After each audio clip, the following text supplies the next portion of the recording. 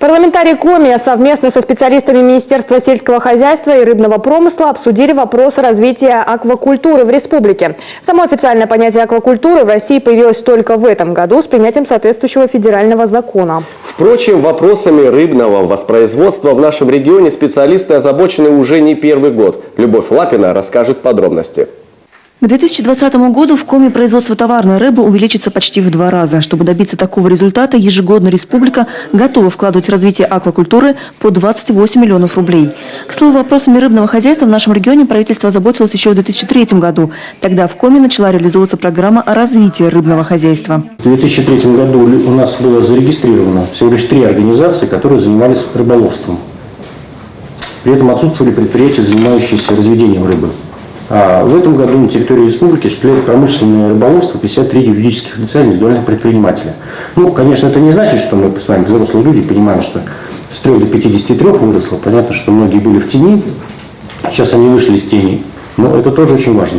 Непосредственно самой аквакультурой в Коми сейчас занимаются 7 рыбных предприятий. Цифра может быть больше, потенциал есть, но есть и сдерживающие факторы.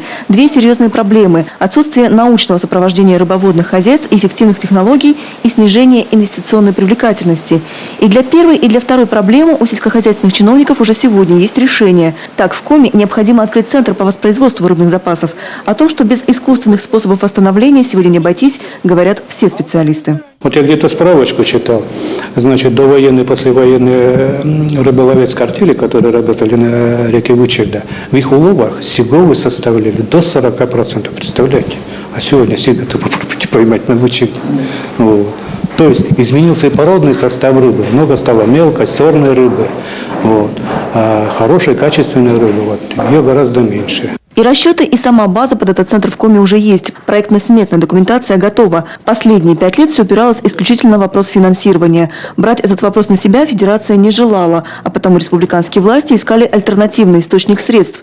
С этого года, после изменений в законодательстве, вопрос решился. Рыбоводный модуль можно будет построить за счет компенсационных поступлений, тех самых, что нефтяники-газовики должны республике за загрязнение окружающей среды. Он позволит нам иметь свою молодь для выращивания товарной рыбы. Это необходимо. Так? Дальше, значит, потому что просто морька покупать за бугром, да, и привозить его, очень высокий отход. Гораздо выгоднее привозить оплодотворенную икру и здесь уже выращивать молоть. Второе. Нам необходимо, будем говорить, заботиться о будущем поколении. Такую работу правительства республики, Министерство сельского хозяйства уже в течение нескольких лет ведет, последних 6-7, да, то есть мы выращиваем молоть, выпускаем ее в водоемы, то есть восстанавливаем популяцию диких видов рыбы, так назовем их, да. Но самое главное, надо делать все с научным подходом. Водоемы для рыбы нужно подбирать осознанно, соблюдая и кислородный баланс, и кормовую базу.